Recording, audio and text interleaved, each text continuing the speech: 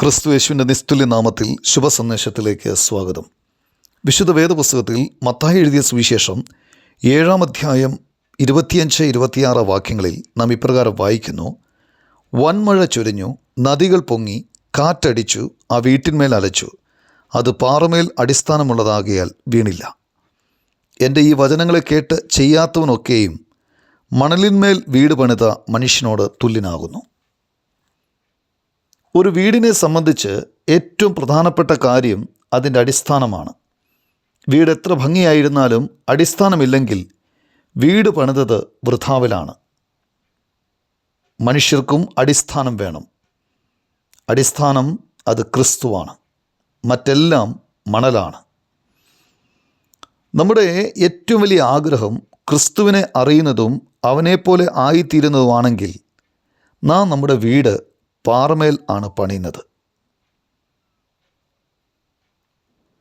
മൂഢനായ ഒരു വ്യക്തി ക്രിസ്തുവിനെ ഒരിക്കലും ഒന്നാം സ്ഥാനത്ത് കാണുന്നില്ല.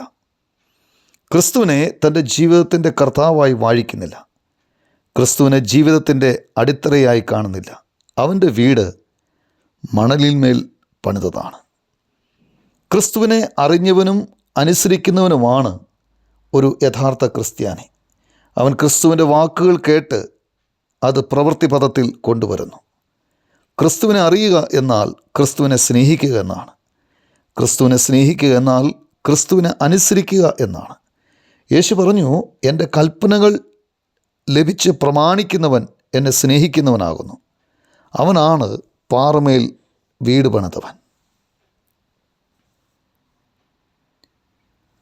സർവമാനവരാശിയെയും പാപത്തിൽ നിന്ന് വീണ്ടെടുക്കാൻ യേശുക്രിസ്തു ക്രൂശിൽ സ്വയം യാഗമായി തീർന്നു.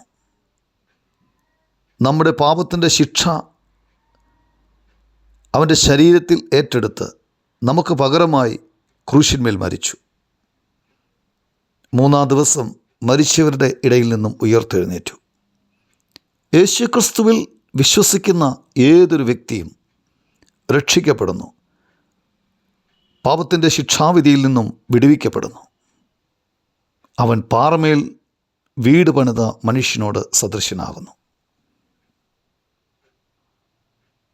നിങ്ങൾക്കും അപ്രകാരം കഴിയട്ടെ എന്നാണ് നിങ്ങൾക്ക് വേണ്ടിയുള്ള ഞങ്ങളുടെ പ്രാർത്ഥന.